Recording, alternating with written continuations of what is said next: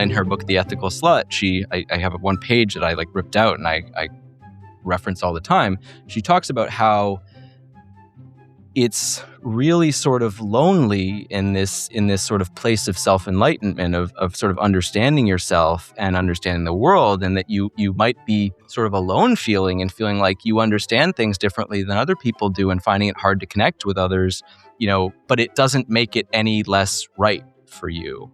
And I'm sort of at this point where I'm very happy that I'm living my truth and that I really have figured out, I think, who I am and what my goals are in life and how I see the world and what my morals and perspectives on everything are. But a lot of other people don't share those.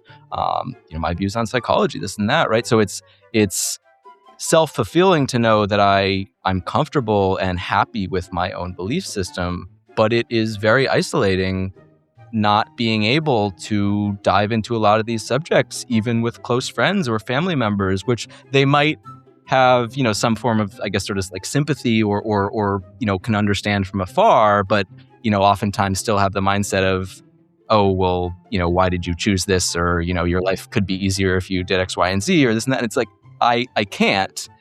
Welcome to Normalizing Non-Monogamy, the podcast where we interview incredible people from all over the world to hear their personal journeys of self-discovery through the lenses of love, sex, and relationships. Our mission is to show people that they're not alone and to inspire them to embrace their true selves so that together we can open minds and live authentically without shame. We believe everyone's story is powerful and beautiful, yet it's important to remember that everyone does life a little bit differently and that the views and opinions expressed by our guests do not necessarily reflect our own. Additionally, we aren't doctors. Please consult a medical professional for anything regarding your health that you might learn about on the show. Enjoy!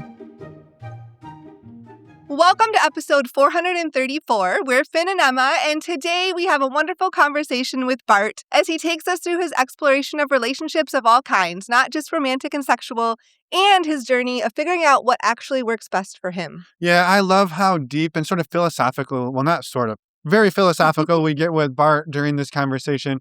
As you'll hear, Bart spends a lot of time thinking about the theory and psychology of relationships and also how he can apply it to his own desires, connections, and his own life. And I want to be clear, that wasn't just me saying that he spends a lot of time thinking about it. He actually says at the end of the interview that he's been overthinking all of this his whole life, and now he's actually finally putting it all to good use, not just for himself, but also in helping others. Yes, Bart is also an interpersonal psychotherapist based in San Francisco who works with individuals, couples, and polycules navigating non-traditional relationship structures. You can learn a lot more about his work and how to work with him on his website, interpersonalpsychology.com, which is linked in the podcast show notes and on our website in your podcast player. And Bart also sticks around to answer some fun bonus questions for our premium subscribers. If you're not familiar, our premium subscribers get ad-free podcast episodes, plus a brand new 10 to 15-minute bonus episode every single week where our guests answer some fun extra questions and give us an opportunity to get to know them even deeper than we already do during our regular interview. To sign up for the premium subscription, you can head over to our brand new website and scroll down on the homepage to sign up for just $4 a month. And now for our premium subscribers, we're going to jump right into the interview. And for the rest of you, we've just got a couple of quick announcements.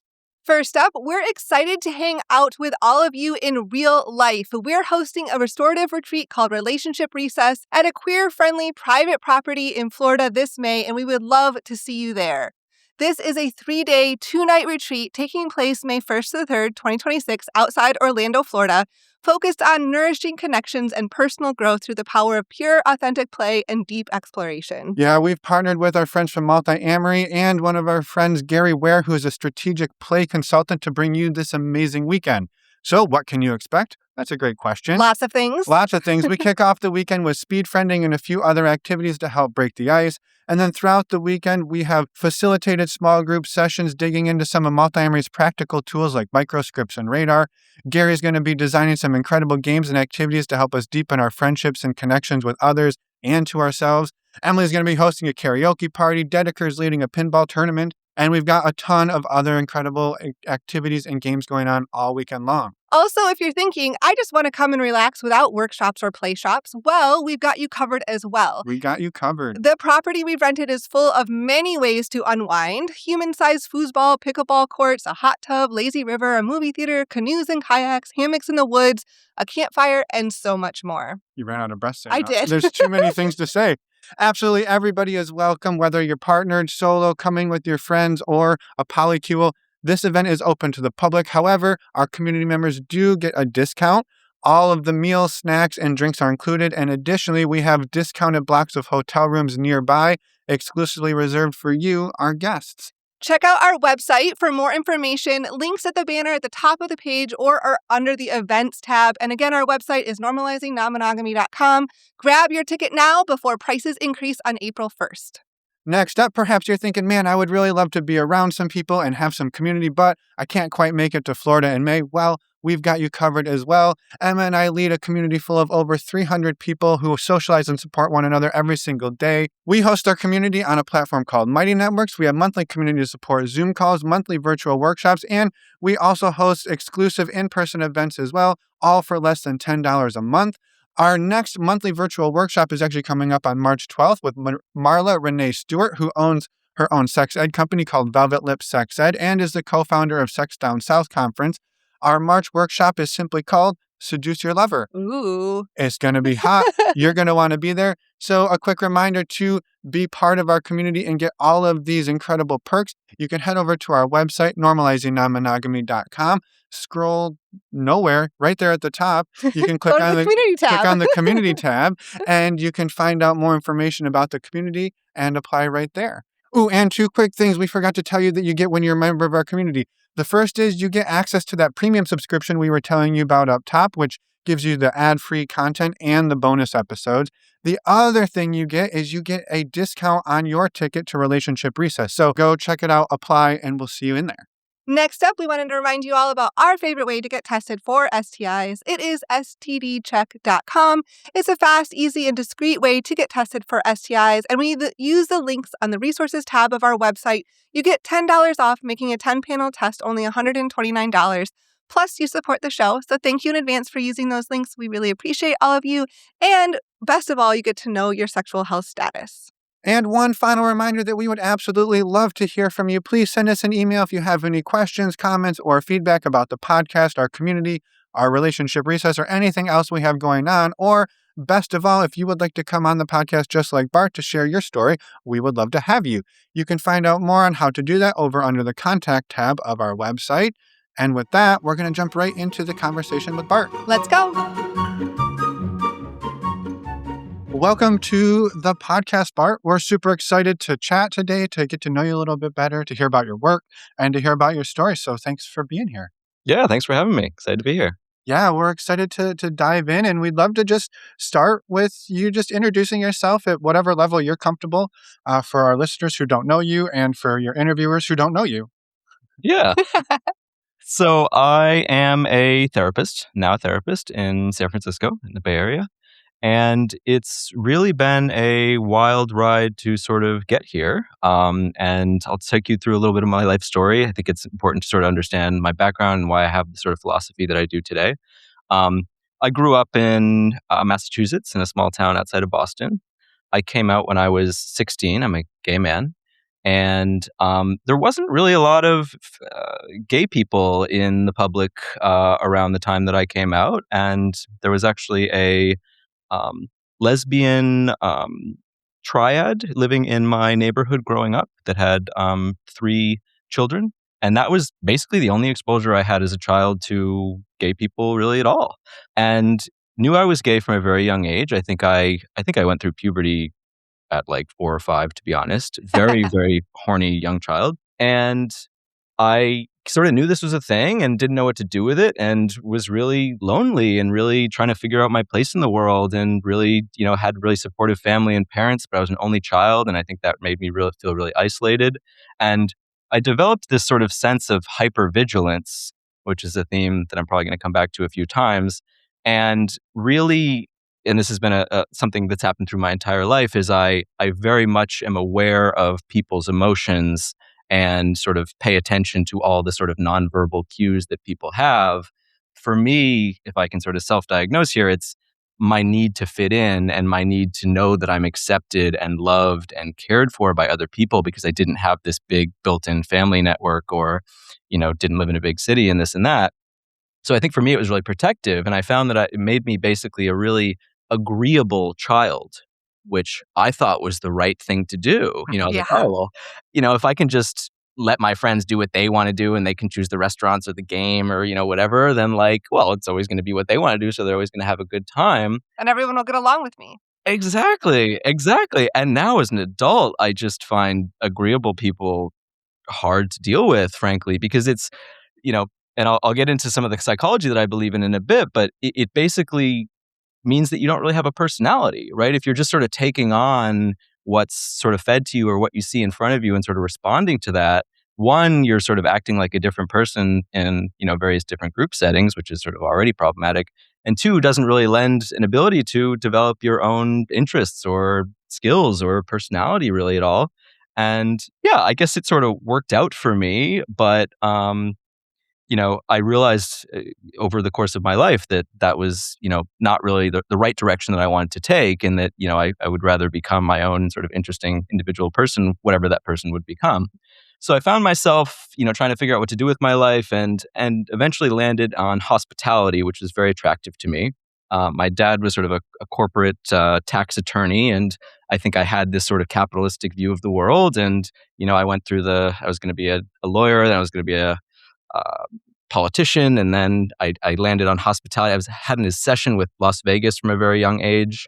Can't exactly tell you why that is, but I was really obsessed with the gaming industry, and I found it to sort of be the Texas of hospitality. Everything's bigger and better and more interesting in Vegas.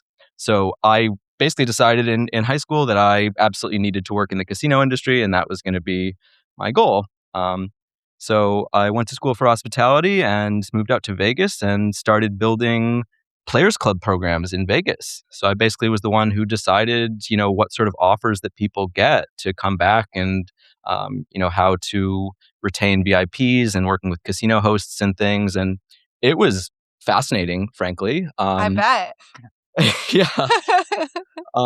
Yeah, what an eye into people. Exactly. Right. And now as I'm walking through my life and how I sort of got to where I am now, it all really does make sense, because I think I decided, oh, well, if I'm going to be in business, I need something that's interesting to me. And hospitality to me was the people-oriented form of business, right? It was all about relationships. It was about, trust and vulnerability, and that's how you do business, and that's how you sell things, and that's how you make connections with people. And that was really appealing to me because it was more humanistic than the just standard sort of Yep. fat white guy in sales, sort of how a lot of the industry works. And so yeah, did this thing. I worked for the casino industry for a number of years. It was really, really great. And then I sort of fell into tech, and Vegas kind of pretends they have tech, but mostly it's just a bunch of big call centers around.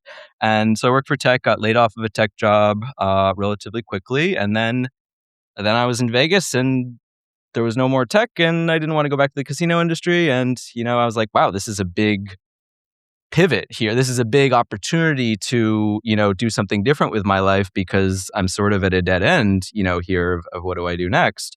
So one of my best friends from college lived in San Francisco, and I was close with her friends and traveled with some of them and this and that. And, obviously San Francisco, at the time still is quite a tech hub. So it just sort of all seemed to make sense as a place that I would go. And yeah, I got to San Francisco. I found the sort of culture and sort of personalities of people that you'd meet on the street were a little bit more in line with, the type of things that I believed in, and the type of, morals and ethics that I have, and the politics and this and that. So I decided that this is a place that I, sort of want to retain. And then I started dating in San Francisco. And I think that was a really hard part of living in Las Vegas, is that it was really hard to date. I think Vegas is a great place to sort of situate yourself if you already have a partner or family and are sort of set. But finding that in Vegas can be a little more difficult, especially as a gay man. Mm-hmm. So yeah, San Francisco, obviously, so many gay people here. Also just the difference in how people do relationships, right? I mean, I knew a lot of gay people in Vegas, but really heavy monogamy focus and, Mhm. a lot more sort of traditional mindset. And San Francisco, that's just not quite as much the thing. And I would say, in a lot of major cities, at least in the US and certainly abroad as well, even regardless of being particularly, progressive politically, like any big city, you're going to sort of find more interesting relationship structures. And San Francisco actually offers that not even for gay people, right? Which is a totally more expansive thing than I had really been used to at the time.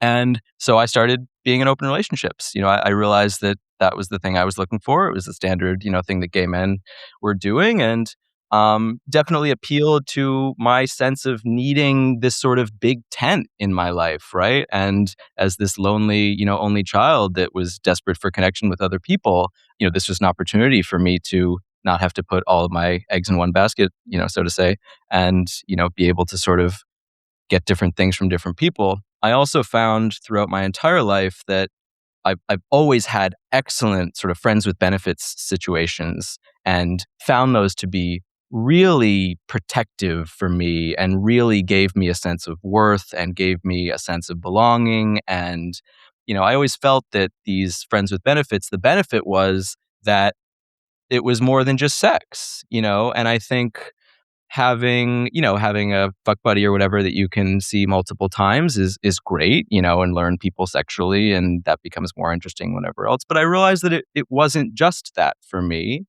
and that I had a hard time with the concept of that being sort of all that you might get out of a Yeah. relationship with somebody. On the other hand, I very much liked hanging out with certain people and liked having sex with them. And people would constantly ask me, "Oh, well, you have those two things. Why don't you date these people?"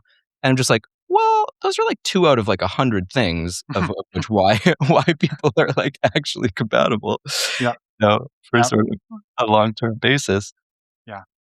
Yeah, no, I love that. I love I mean, it's very relatable. That's sort of the thing that Emma and I, when we started down the non-monogamy path, was very much looking for like genuine friendships where there could be benefits, right? And that, what we did come across, and I'm curious if you ran into this too, is there would be people who would be like, well, we can do the friends or we can do the benefits. But it was really hard to find people who you could be like, hey, I'd love to still hang out with you today, but like sex is off the table. And like, okay, well, maybe in another couple of weeks we could get together. And it was very much like the friend piece was really conditional on the benefits. And Totally. and that was always a tricky thing Mhm. for us to figure out and navigate, because we would go in being like, no, we're friends and more would be great, but we don't need more. And but it often felt like that was the requirement. Mhm. Mhm. Definitely. Definitely. Yeah. Yeah, I always found the sort of line to be difficult, and even sort of begging the question of why does the line need to be determined at all? And I think this sort of, gets us into the next phase. I came out of a 3-year relationship at the end of last summer, and basically the one rule that we had sort of pre-established at the beginning of this relationship, knowing that we were both looking for some form of open relationship, was no additional partners. That was sort of the one hard line of you could basically do, all the different things that you might do with a partner, but, the formal naming of a partner, becomes competitive, or whatever. So, Threatening in some way too. yeah, or threatening, right, exactly. So I think it was interesting because I was like, oh, that's totally fine. I can totally, fit within these bounds. I'm, totally meant that I was honestly, thought that that was the thing I could do, and went through this relationship. And I think, what I discovered over the course of the relationship was some of the issues that we sort of kept having over and over again were directly related to sort of how we were seeing the relationship. And I would say sort of the delta between how I was seeing the relationship and how my partner was seeing the relationship. And, I think the big thing there was a lot of the things that were just normal for me. For example, I use physical touch a lot with Hmm. with everyone. There were some instances where I was using a lot of physical touch with straight men, and that was difficult for my partner. I have very close relationships with multiple of my exes or my best friends. That was very difficult as well. So it's interesting that none of these things like broke the rule, but they were sort of reminiscent of this underlying sort of issue, I guess. And near the end of our relationship, and it sort of was teetering off for a while, and we hadn't had a sexual relationship for a larger part of the end, and it was looking like we were going to break up because of these symptoms, and these issues we were having. And I really disliked that conceptually because that wasn't the problem. I mean, these things we were fighting about were just silly things that were repetitive and stuff. But to me, that didn't really signal the deeper issue. And I think this is, now what I deal with daily as a therapist.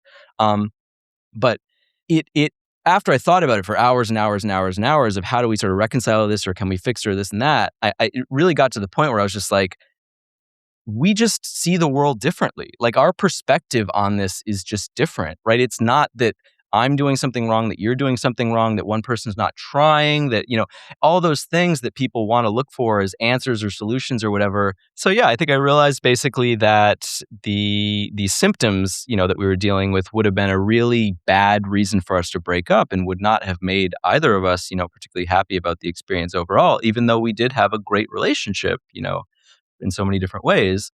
And after thinking about it for so long, I basically decided that there wasn't really a fault to be had here. And what sort of sparked in my own mind was, fuck, this is just not the right type of relationship that I'm supposed to be in. And open is not enough for me.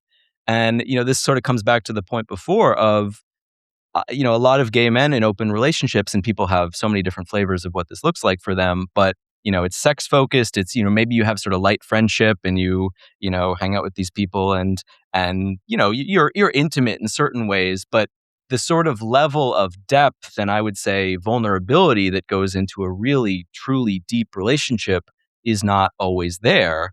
And that was problematic for me. And I think this actually comes up in a lot of different relationships that I have. And I'm trying to even figure out today how to build my life in a way that these things don't annoy me so much. But I don't have time for non-intimate relationships in general.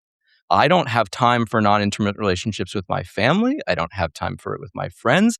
I don't even have time for it with my coworkers. And, now that I'm in therapy, that's fine because everyone's, in the same mindset. But oh my God, in the business world, I started managing teams of, 25 salespeople plus, and I found really quickly that I was a horrible manager in the traditional sense of teaching people things, and teaching them how to con people and, convince them to buy this and that. But I was a really great therapist to these people. And what I was actually providing them was, how to get their lives in order and how to, be mentally stable enough to, connect with people in a real way to sell them something genuinely and this and that. And the other big takeaway that I had is anyone who thinks that they can manage up and down equally well in a corporate environment is 100% lying to themselves.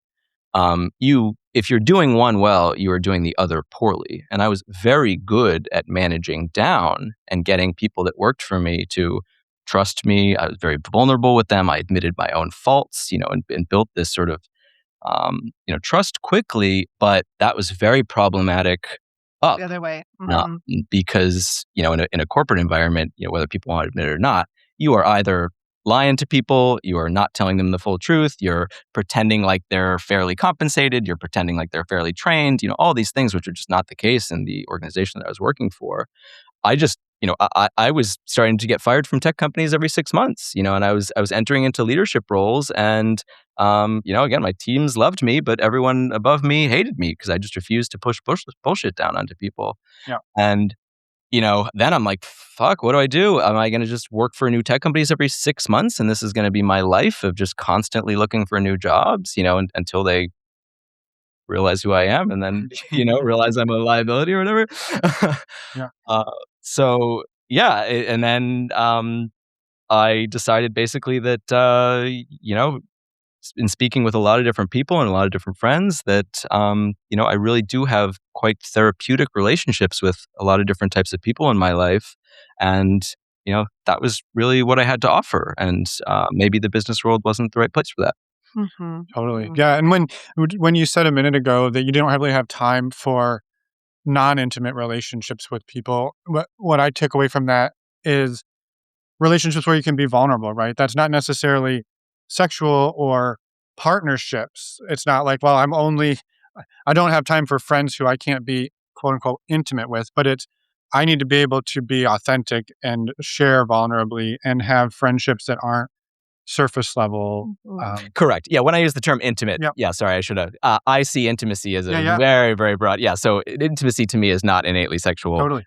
Certainly be a part of it, but Totally. Well, and just to clarify in that, it draws to me the sort of back to what you were saying about that other relationship, the relationship that you ended last year, which when you say like, we're not going to have other partners and we're not going to do things that partners would do. But right, if you sat down 10 people and said, write a list of 10 things that partners do together, you'd probably get 10 completely different lists, right? And so I think this is a thing we see often, and I think we've run into often in our own relationship, is we make some type of declaration or something like that, and then we later find out that our definitions of what that meant were so vastly different, right? And one of the funniest examples I remember from an interview we did was somebody who they were navigating on monogamy, and either she went over to her partner's house or he came over and vacuumed because they needed whatever, she was sick or something.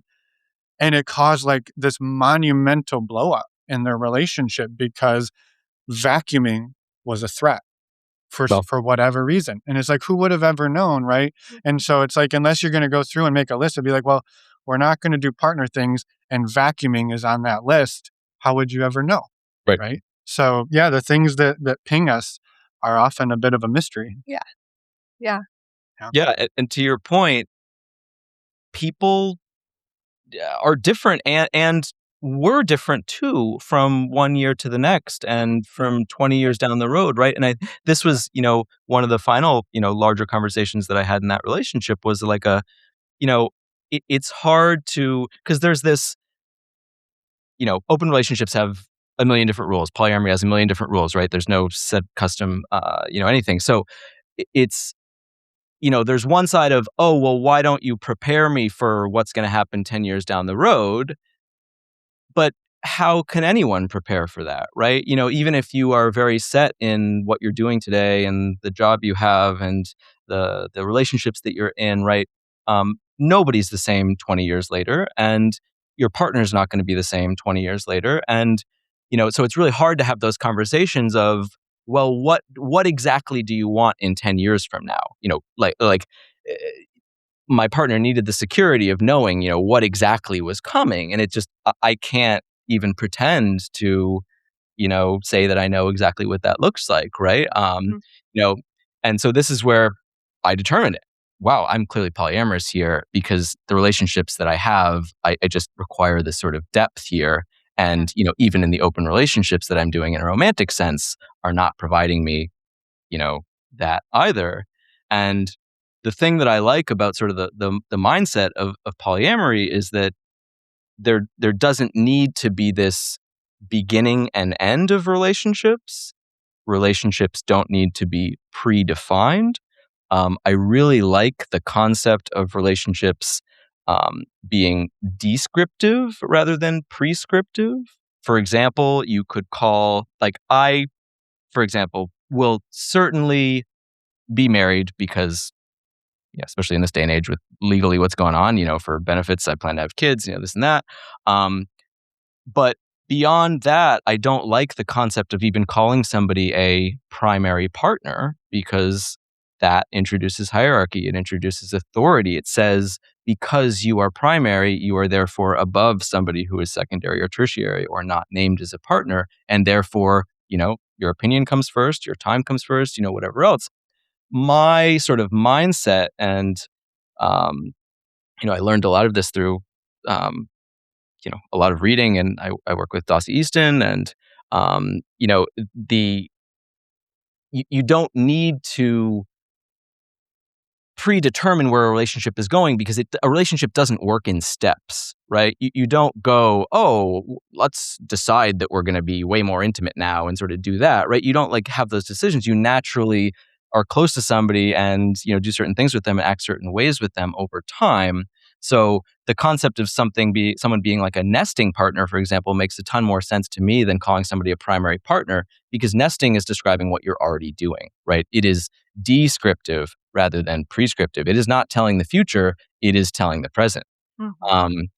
And if you're nesting together, you are, likely have heavily intertwined lives. You likely are sharing resources that could be time and money. You might own property together. You might raise kids together, right? So I guess my argument, and the argument that I sort of prescribe to, is if everyone is decent and well-meaning as humans, in this situation, we don't need to create these rules, that we would do often with children or other people that are not of sound mind to make their own decisions, right?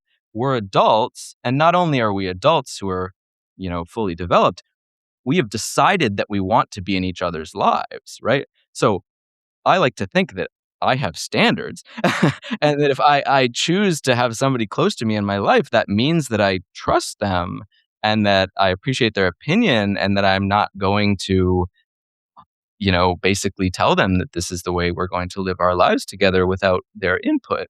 So yeah, I just really never understood the concept of authority-based relationships really in general. It's weird. Even if you look back at my childhood, there were certain instances where I just really had trouble with authority, even as a very good kid. But I remember there were assemblies in like second grade, and I had to be pulled out of these were like rule-based assemblies of like, they come in and like the gym teacher or whatever is like, here's the rules and this is what's going to happen if you do this and that. And I had to be excused from those because I couldn't sit through them. I found it oppressive. I don't even know what the word is, but it made me sad. Like I didn't really even know how to handle it. And it's weird now of like, I just don't understand authority-based relationships at all. And even things like parenting, I find to be really wild of why do these relationships have to be authority-based? And I think this is now my sort of mindset of all relationships can sort of take on the same approach of being horizontal.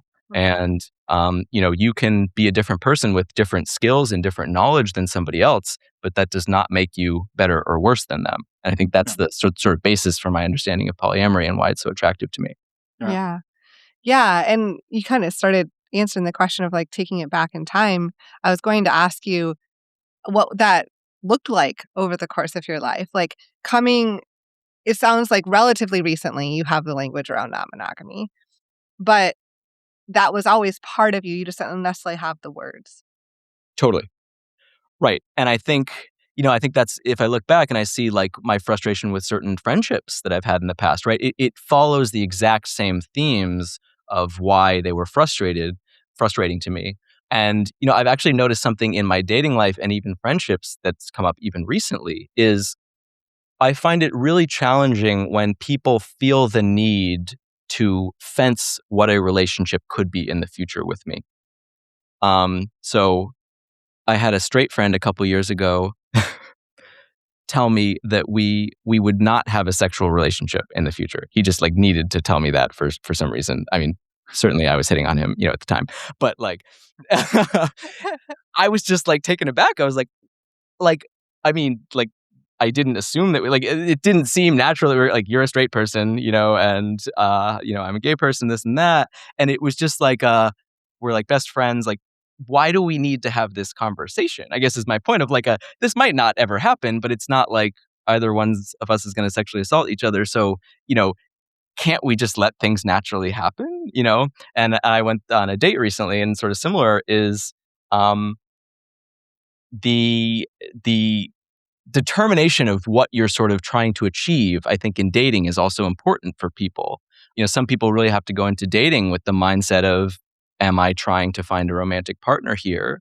While others just meet people and is just like, hey, I'm meeting somebody new. This could become a friend. This could become a fuck buddy. This could become, a husband, whatever it is.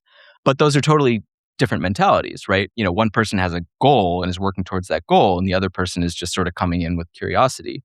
And weirdly enough, I found in this most recent situation, I came in with the goal, and I was flabbergasted to find that I was the one doing the thing that absolutely was not what I believed in at all. And it really took me a lot of unpacking and soul searching after that, and actually even talking with the person about it and being like, I'm sorry it came off this way. Like, I don't believe in any of that. Like, that's just wild that I sort of led you down this path. And it actually disrupted us getting to know each other.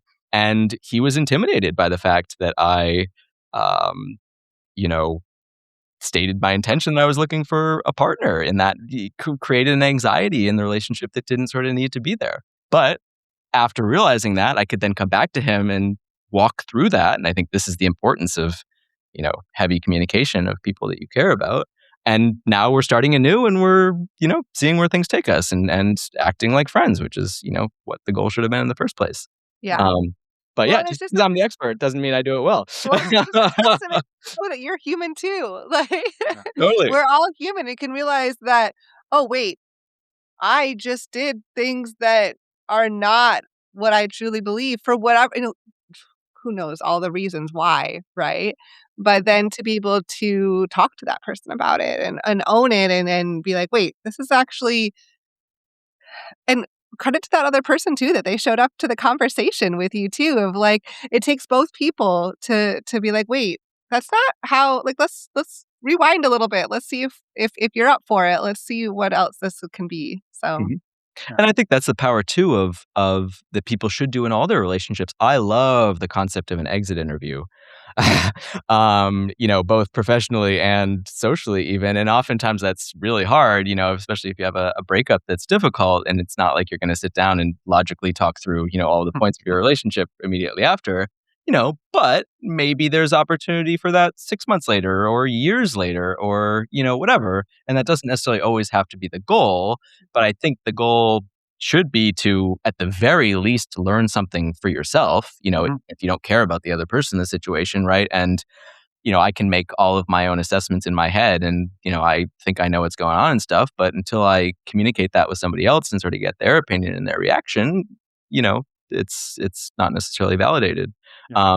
And that's what I'm finally doing with this partner that, we're now a year and a half out, and he's actually all the way through another relationship at this point, and we're finally sitting down. And actually, I'll talk about some of the work that I'm doing now. But I've built this relational assessment that I'm putting myself through and looking at myself through different parts of my life, and able to do with my partners and stuff too, and actually see the friction points that we had, and understand why people do and don't get along in relationships, and potentially what work can be done to sort of bridge those gaps and those deltas if people want to, right? And that's, the lovely thing about, relationship work and therapy, and I find to be so interesting, is that friction is often the goal in relationship-based therapy, which is a lot different than individual therapy. I tend to like it because it gets you somewhere quickly. Individual therapy can be a little harder because it's often, okay, you have anxiety, depression,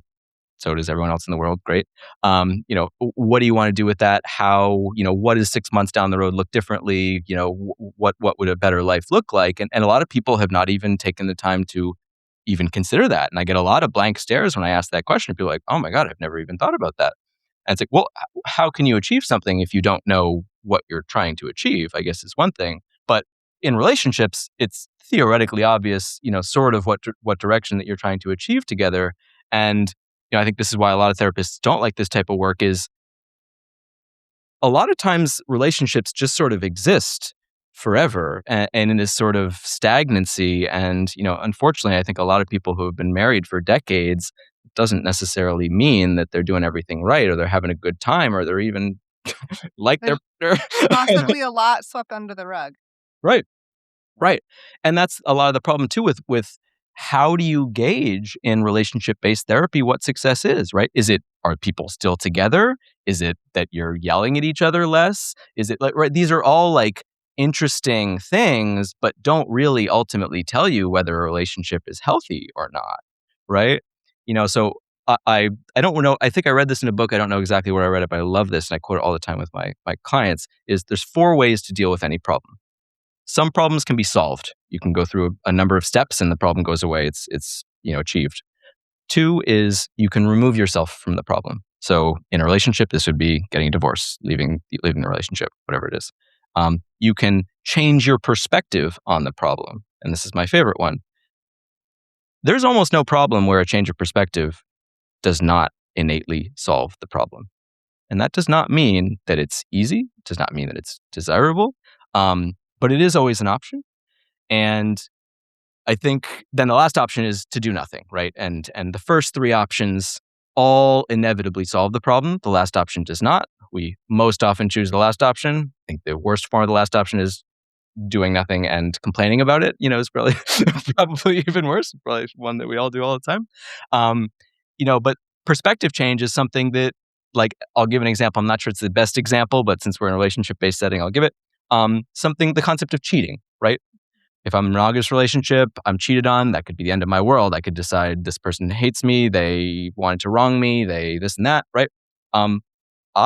Cheating is not in my vocabulary. I cannot be cheated on, nor can anyone cheat on me, because I can never put myself in a situation where I will be in a relationship format that cheating exists, right? So that simply is a perspective shift, And again, you could say, well, I don't want that. That's not desirable. That's too hard. But it does inevitably solve the problem, right? If you don't believe that cheating exists, then you have not been cheated on, right? I very much follow Adlerian psychology now. This is sort of my whole mindset. I follow it more than any individual modality, and a lot of Alfred Adler's sort of harsh truths, I would argue, don't make them any less true. And I think in relationships, this is sort of constantly a theme. And, for example, Adler does not believe much in the past. He is very against the Freudian concepts of etiology, which says that something happened in the past, and therefore that explains why you're doing the thing that you're doing now. The psychology that I follow completely rejects that mindset and basically says everything is teleologically based, which means everything that we do is because we're trying to get something out of it, right? So this could be if we are, if you're a child and you're having temper tantrums all the time, obviously this is because you want attention, right? And a lot of this is really sort of hard because we want to associate why we are today with things that have happened to us in the past. And we mostly want to do that because we want to explain why we are not succeeding in life and why we are not getting to the places that we want to get to in life. But if we have this entirely forward-looking sort of mentality, it makes it so that basically any skills that we don't have in achieving the life that we want to achieve can be built. And it is always forward-looking of where's the delta between what we want to achieve in life and where we're at now. And if we understand where we're at logically and where we can sort of, the steps that we can take to get from A to B, then the past colors how we view the world and the perspective that we have in this and that, but it does not prevent us from achieving what we want to achieve, right? We can always say, I'm not going to, take the next step in my career because my boss is an asshole, and that doesn't mean that you're like, sure, yes, your boss is an asshole. That is objectively a true fact, but you not leaving that company, you not, going back to school, you not doing any number of other things that could get you out of that situation means that you are sort of forever able to use that as sort of a crutch, as an excuse of why you are not achieving that thing. So Adler would say that person does not want to get promoted, does not want to succeed. They are choosing to have this blockage and allow this blockage to prevent them from doing the thing because they do not want the thing to happen. And this is a really different way of seeing psychology. And I think most therapists and people in the industry would find it entirely problematic, frankly. But I like the extreme optimism that it allows for, in that nobody is set on a predefined sort of fate or path because of their past or their horrible parents or abuse or this and that. Those are all things that absolutely affect who we are and, shouldn't just be forgotten, of course, but they ultimately do not determine our future. And if we allow the beliefs that, we can't achieve this because that happened, then we're allowing that to be our reality, right? And I think that's how I view sort of relationships and view my outlook on life at this point, and to have that perspective of, anything is achievable because, you can reset your mindset, you can change your perspective and achieve that if you want to. Um, you know, or we can just keep using our past as a crutch, which, yeah. Yeah. Yeah, no, that makes a lot of sense. And I appreciate you outlining and sharing all of that. I think it's helpful perspective to, your work and also where you're at today. And I imagine that it's helpful for a lot of people listening just to understand those differences. Yeah. Yeah. And I'm curious too, Bart, it was when you were talking a little bit earlier about getting into this relationship you're in now and how your partner felt like there was an expectation. Mm-hmm. And I'm curious, I mean, it kind of ties into what you were just talking about, I think, in some ways, but uh, how do you find that you can convey or communicate an interest or a desire without it being an expectation, right? Because I think it is important. My perspective is it's important when you go out on a date with somebody to be like, well, what are you looking for out of this, right? And if somebody's like, I'm looking to find, somebody to have kids with and move in with and build a life with, and if I'm over here like, well, I'm looking to get together once every couple months and have, a fun date and maybe go to a movie and maybe fool around, like we're not going to have a great time for very long because we're going to diverge pretty quickly. But how do we communicate, or how do you find that like you can communicate your desire, your interest without that setting the expectation on that person? That's a great point, and this is actually one that I've thought about a lot recently. Now I'm finally starting to advertise myself as somebody who's polyamorous, right, on dating sites, and I'm very open about it. And I actually use this as, I think I'm almost too blatant about it because I want to weed out people, right? I don't want to go through another 3-year relationship where it takes us 2.5 years to realize that there's incongruence, right? That's not helpful for anyone. But also that can sort of scare people away. So the sort of exactly. The sort of mentality that I have and the sort of language that I'm using now is like hey, I'm open to connections at any level, right?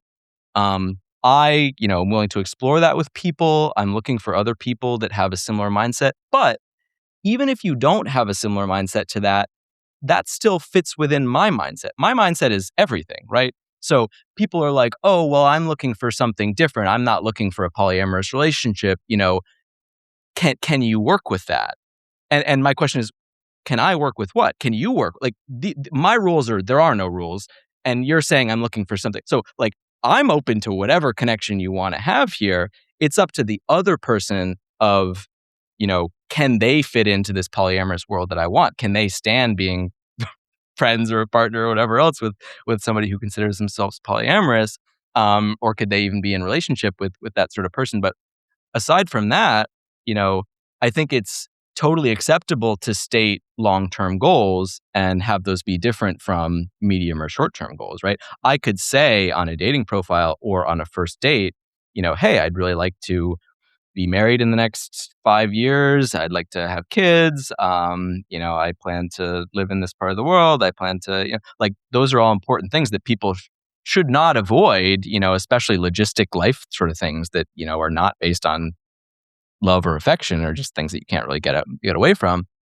But two, to sort of separate from that, like this would be ideal, but everything else would be awesome too, right? And then that like leaves it open of like, okay, well, I don't necessarily think I want to, live in Antarctica, but I really like this person and maybe we should have sex and, maybe we could be good friends. And then, for those things to the conversation earlier, who knows what could happen in 5 years down the road anyways, So to just sort of I think everyone should know and be really communicative about where they're at, what they're looking for, again, in the short, medium, and long term. I think it is important to state your long-term goals, but to state flexibility sort of outside of that.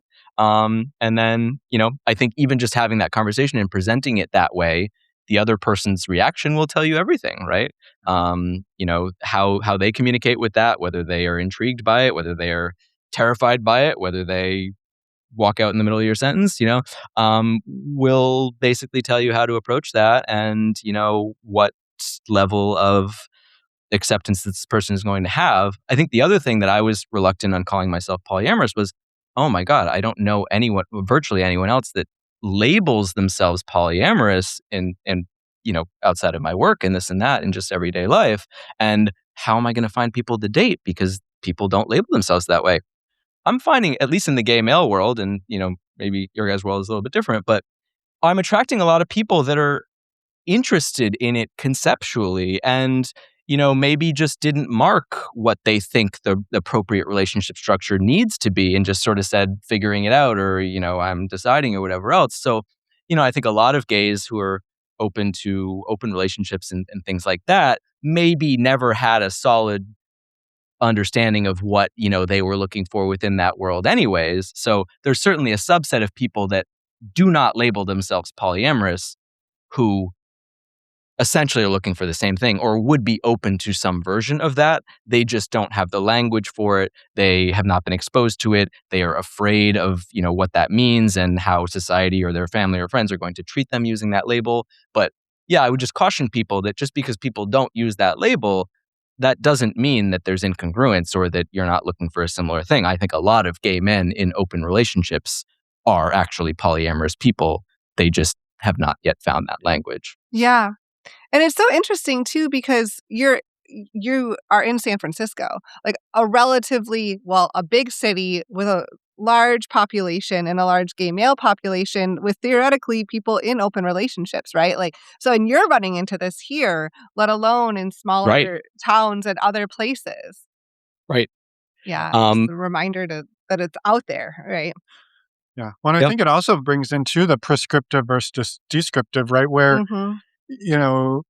people are out doing things. And again, this is something we've run into in our podcast over the years. Like we've talked to some people who, they've been doing things that would be considered polyamorous or non-monogamous for 40 years, and they never had any language for it, and they were still doing it.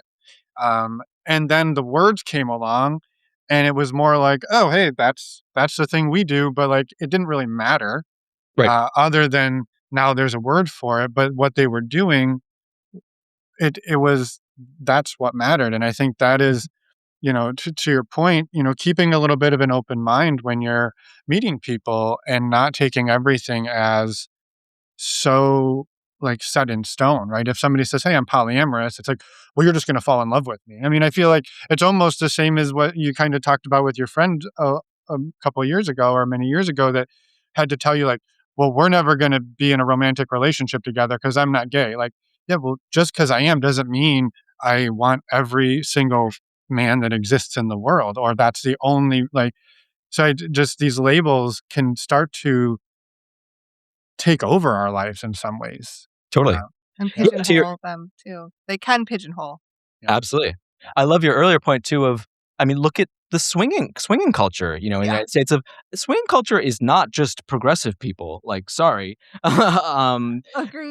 So very much not so. So, I think it's funny of like these people who hit 55 and their kids turn 18 and then they're, two things happen in my mind. One, your kids turn 18, so you're like, okay, I no longer have to deal with this, thing that's been taking over my life, for years, so I can like focus my mind on something else. And two is, oh my God, I've been married, potentially married to my partner now for a bazillion years, and they're not going to fucking leave me. There's not this risk of just meeting somebody and them flying out overnight with this person, right? So I think once the sort of security is built, people often find this very attractive. And I think I just went through this a lot earlier in life and decided I'm not going to wait till I'm 55 to have this mindset, and this is just sort of always how it's been. Another thing that I wanted to mention is really interesting with the San Francisco comment of, and maybe I'd love to actually, if you've talked to other gay people and stuff, of what your opinions are, but polyamory is a very straight people thing for the most part. And it's wild as I have this conversation with a lot of gay people and a lot of non-gay people that I know, and I can't think of almost a single gay person that's not in an open relationship that I know, but almost none of them are polyamorous. And, I will probably write a book on this someday, but I think the fact that the gay world is so closely intertwined in major cities and people are so up in each other's business and, everyone's had sex with everyone else and this and that makes it almost a lot more threatening to have those, even though all relationships are sort of intimate by definition, sort of getting to that next level of intimacy is really threatening for people because there's so much competition that innately exists in this sort of world. And there's always this mentality of there's always something better out there. And there is. There's always somebody hotter or smarter or, whatever. And, I think unfortunately, that's sort of a big part of the gay culture, is sort of looking for that next best thing, especially when you can have everything, right? If there are no rules on what you can have, might as well get the best, right? But it's sad to me seeing a lot of people who are in, 5-10 year relationships and don't really feel that secure in their relationships. I don't know that they necessarily admit it to themselves or other people, but, you can sort of see it of, that's sad to me. And that's I can't imagine being in a long-term relationship with somebody, over many, many years and feeling that they could just meet somebody and leave me overnight. That's really scary and really sad that people could actually feel that way. And unfortunately, I feel like a lot of gay men are sort of stuck in that and really want to have these deep relationships with multiple people, but are very afraid of what that looks like sort of logistically, or that could mean that they end up single later in life, which, I think is everyone's biggest fear. Gay men and straight people. Yeah.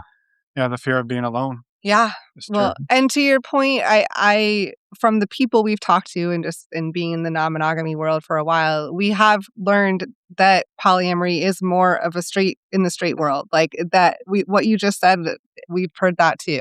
Yeah. Um Of course, not strictly. no, but- No, No, not for at sure. all, not strictly, but like in general, we've heard that a lot of gay men and don't use that term necessarily. Mhm. Yeah. Yeah. Yeah.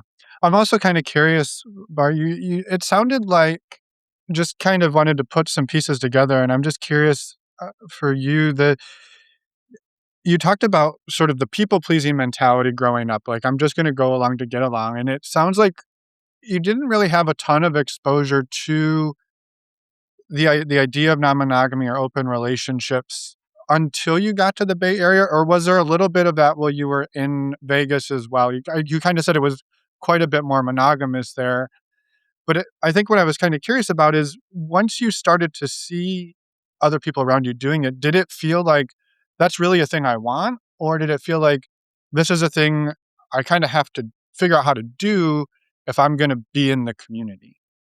Good point. Yeah, I think I have basically been in open relationships since college. Okay. So certainly prior to Vegas. Okay. Yeah, I dated a lot in my teenage years, and that was sort of very standard, monogamously focused. But yeah, that's a good point. I'm not exactly sure when it switched, but I think most of my life it was very obvious to me that I would not exist in monogamy very well. And Yeah. um, I'm doing a lot of research on non-monogamy recently, and it's it's just so funny, some of the stats. I mean, more people in the United States are non-monogamous than are monogamous. They just choose to do it unethically versus ethically, right? I mean, cheating is wildly a thing in people's relationships. So this whole like pretending like most people are looking for monogamy and trying to pursue monogamy is just a total sham, because that's not what's actually happening in reality. Just because you're not doing something ethically and you're doing it in the form of cheating, if 25% of people in relationships are cheating, then those people are not looking for monogamy, right? Let's just call a spade here. So we can, pretend like it's morality and ethics and religion or whatever people want to hide under, as the guise. But most people are interested in non-monogamy. Most humans are innately non-monogamous. And that is not, not everyone. My goal as a therapist is absolutely not to push people towards non-monogamy or polyamory. That is certainly not my mindset. I think there's a ton of people in the world that would get a lot more from monogamy or different types of relationship structures. That said, though, it is important to notice and to take note that the best practices in polyamory are also the best practices in monogamy. and I think this is something that I just deal with in therapy all the time, right? Communication being the most important, right? You can get by oftentimes in a monogamous relationship with lackluster to moderate communication. You cannot exist as a polyamorous person with lackluster to moderate communication, right? So again, it's not saying that like there's really nothing that you do differently in polyamory than monogamy. It's just the things that are important in monogamy are 10 times more important in polyamory, and you get so much more feedback because you're going to fail miserably if you do things wrong in polyamory, whereas you might not fail in monogamy, which is almost worse because then you'll just live a life with a partner that you probably don't like and never really realize it. Yeah. Or you're sort of going along to get along. You're trying to keep the peace. There's so many things. And I mean, Yeah. it's a thing we experienced some of too, right? When you get to that point where you start to open up your relationship or you change what open looks like. The difference between a swinging dynamic and doing sort of more open or polyamorous, where we can say we can bring the quote unquote feelings in now, and we can, right, the things that can be are more socially acceptable in polyamory versus swinging, like that. Even that transition takes a lot of extra communication, a step up. At least that was a bit of our experience. We spent, Yeah. we spent 10 plus years in the world of swinging, and we kind of got by. And then when we started doing things a little differently, we found a lot of gaps and a lot of places we were missing. And we've talked to a lot of people who've come up against that as well. And so, yeah, I love what you said though, that the things that make a good monogamous relationship are the same that make a good non-monogamous one. They just you can't get away with not doing them a lot of the time in Right. non-monogamy. Yeah. Right. Yeah. And, something that almost everyone that you've talked to says, right, is like non-monogamy gets a bad rap because it's just people use it as a way to solve, other relationship issues, right? And the other hard truth here is, if your monogamous relationship did not work, transforming that relationship into a non-monogamous relationship is probably not going to work right either. So, looking at that lens of, oh, well, this fails, that fails, the other thing. Well, we can only really validly look at relationships that started as non-monogamy if we're going to compare those to relationships that started as monogamous, right? So, the success rates of non-monogamy are actually significantly higher than people sort of want to admit, because a lot of times they are sort of done unethically, I would argue, of using that as sort of a final step to save a relationship that's already dead. Yeah. Mm-hmm. Yeah. Yeah. And that's not to say we haven't seen one or two saved in our day. It happens, but No, it can certainly happen. And It can certainly happen. it's totally. more unlikely. Totally. Yeah. Yeah. I will say I love those stories where people are like, we just couldn't, and then we did this, and everything's been gravy since. So like every time people are like, it's not going to fix it, I'm like, probably.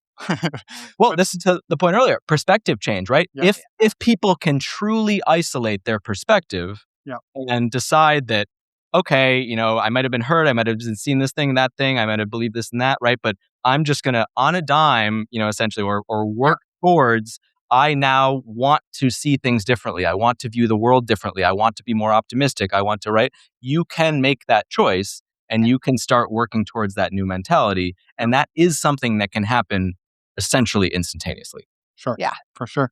Yeah. Yep. And I just want to be clear, that was not go out and just do it and maybe you'll get lucky. I just wanted to cover my own ass for a moment there. Just because we've seen something happen once or twice over the course of 10 years and talking to so many people doesn't mean it's a great strategy. So yeah. Definitely. Yeah. All right. Definitely. I'm also curious, Bart, kind of how it's gone for you over the years, like being open about with friends, family, about your relationship structure as well. Mm-hmm. Yeah, it's interesting. I don't think I've ever had a lot of pushback in my life from family or friends, or I certainly have not been one to care much about what religion or the government think.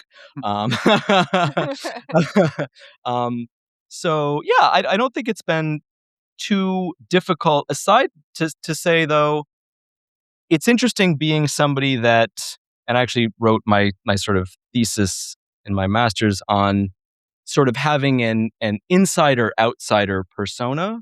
I come off and look like somebody that fits all of the privileged parts of life. I'm a white male. I think you can probably tell I'm gay, but I could potentially pass as not gay if I need to.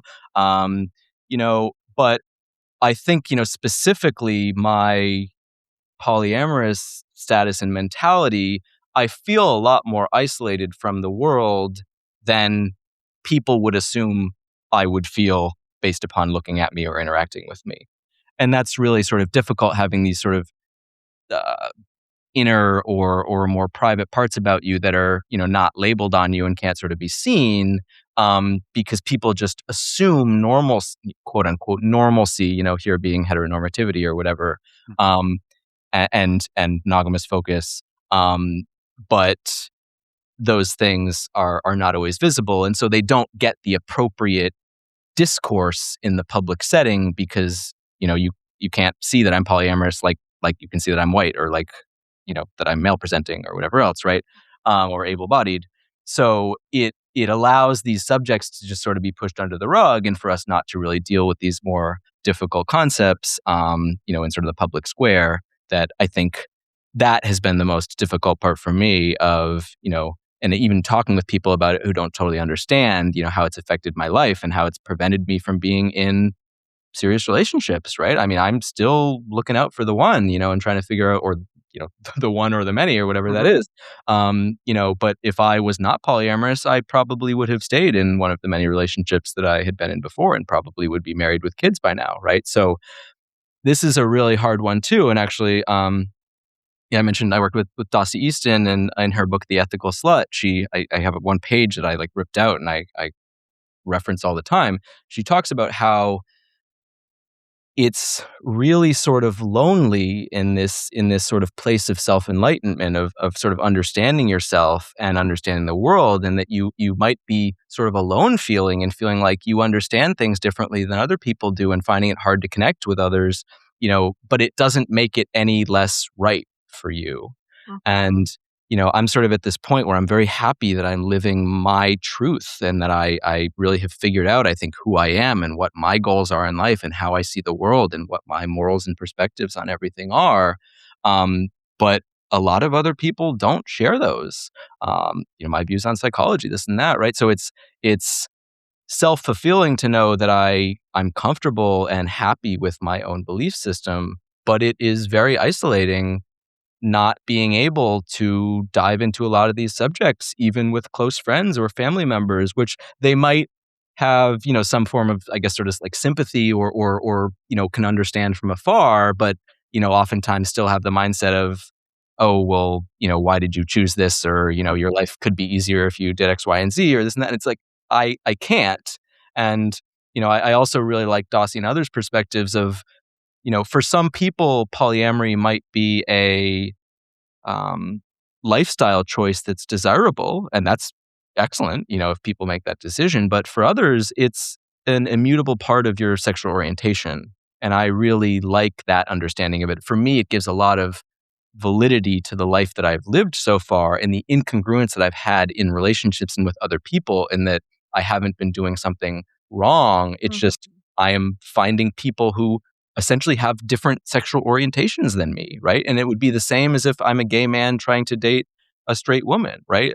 That's incongruent, right? And so me as a polyamorous, sexually orientated person, to even date somebody who's, just open, oriented, is an incongruence in our sexual orientations, right? And I think I need to see it that way. I need to understand it that way, because for me, it's not a choice. And for me, why I've had such frustration with friendships and family relationships and this and everything and throughout my entire life, is because they have just not been intimate enough. And so me, it's not just limited to other gay men and people that I want to have sex with. It is all of my relationships I have this issue with. And I just, coming back to the original point, I just have no time for relationships that are not intimate in the intimate sense of, care and love and support and vulnerability and, trust building with people.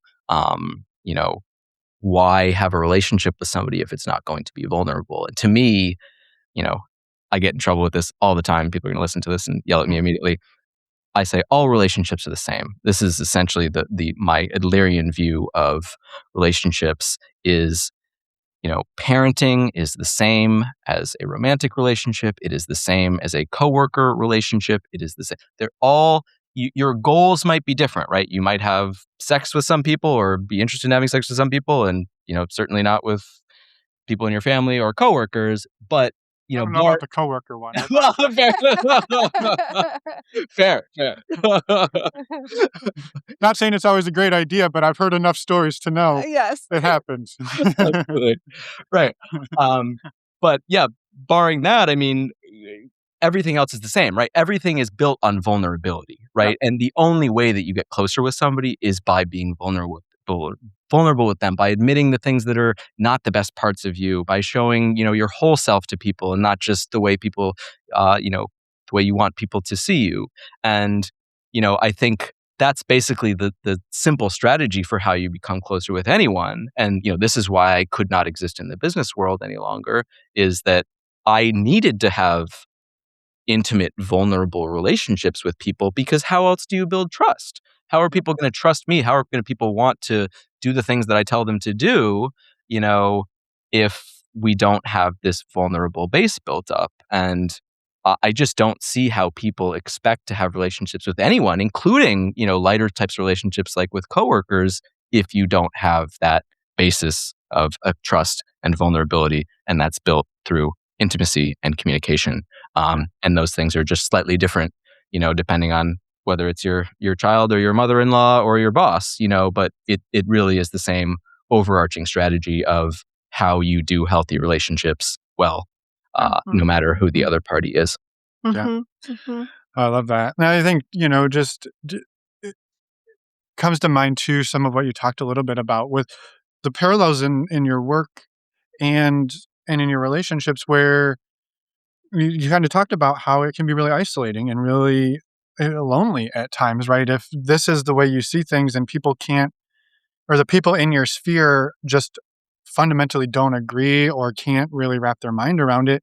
I guess I would say I felt paralleled in work, my work life in the past too, doing similar thing in the sales world, being honest and telling people the truth, being like, this is not a good product for you. You should buy this one, right? Most people go, well, and I had this happen, like, don't tell them that. You're not making, like, no, Yeah. I'm making sure I will come back in this door in a month or 2 or 6 because I didn't bullshit somebody, right? I might make a sale and never be allowed back in here because I sold them something that wasn't actually good for them, right? And so, Right. but that mindset, that way of looking at things doesn't really get you very, it's not the popular mindset often. Totally. And this is sort of similar, but a little different. But like in relationships, right? Of humans love what's hard to get, and it really sucks that this is sort of a natural part of how we play this game, But I often go on dates and people want to talk about how they went or whatever, and I will tell people that I think there's incongruency. I've actually had this conversation with some close friends recently, and it's so wild to sort of have that type of intimate conversation with somebody, because those are not normally things that people talk about. And, often invites a, oh, why? Oh, wait, I think we're congruent. No. I really think that we do have something here. And then it's like, wow, then they're chasing after you almost. And it's really interesting of like, you date somebody and you like fawn over them and then they have no interest. And then like you tell them like you're not interested and it's, they come running after you, exactly the same thing in the sales game.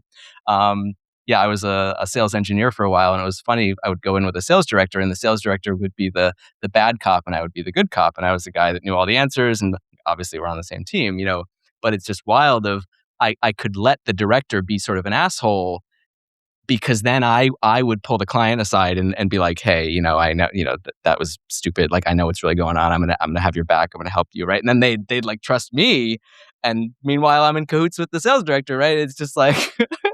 Yeah. It's just wild, the games. Yeah. Well, I love talking to somebody who got out of the game and stopped playing them, because it's really hard to build relationships when you're playing games. I love what you said, right? I've had conversations, they're unconventional and definitely not common to say at the end of a date, hey, maybe I had a good time, but I don't think we should do this again for whatever reason. There was incongruencies. Uh, most people don't. They just don't text you back.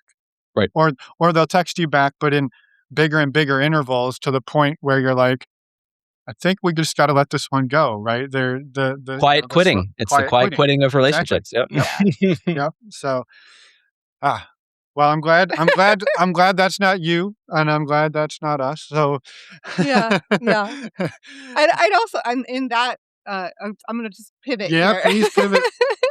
I'm curious for you to just talk a little bit about the work. You talked some about it, but like what it looks like working with you and where people can find you. Absolutely. Yeah, I wish we could spend a lot more time on it, so I'll just go over it briefly here. But I'm developing a new framework of psychology that's called relational capacity therapy. And the sort of point of it is to make a operational system which can look at 5 different relational capacities that I would argue, and this is based on Adlerian principles of individual psychology, of there are things that make relationships healthy, period. We in psychology use other standardized assessments like the PHQ-9 for depression, the GAD-7 for anxiety. These are things that we can take and say, you have this level of a thing, and then that's a basis for how we can treat, right? Why do we not do anything similar to that in relationship capacities? And I would argue a lot of relationship work is symptom-based. It's, we're fighting, let's use I statements, let's learn how to communicate better, blah, blah. If you're fighting all the time, it probably is reminiscent that there are stronger incongruencies going on rather than you're just not using enough I statements, and those things are all important, to consider. But I think we need to go deeper, and to people's success in relationships is really based upon the individual capacities that they bring to that relationship. And so I've identified 5 things, which are vulnerability, emotional intelligence, compersion, relational confidence, and agreements. And these 5 capacities will determine whether you are able to exist in healthy relationships. The second part of this is healthy relationships are all relationships, right? So it is unlikely, to your point, Emma, if you are, extremely vulnerable in a relationship at, work, but you're not extremely vulnerable with a relationship with your partner, why is that different?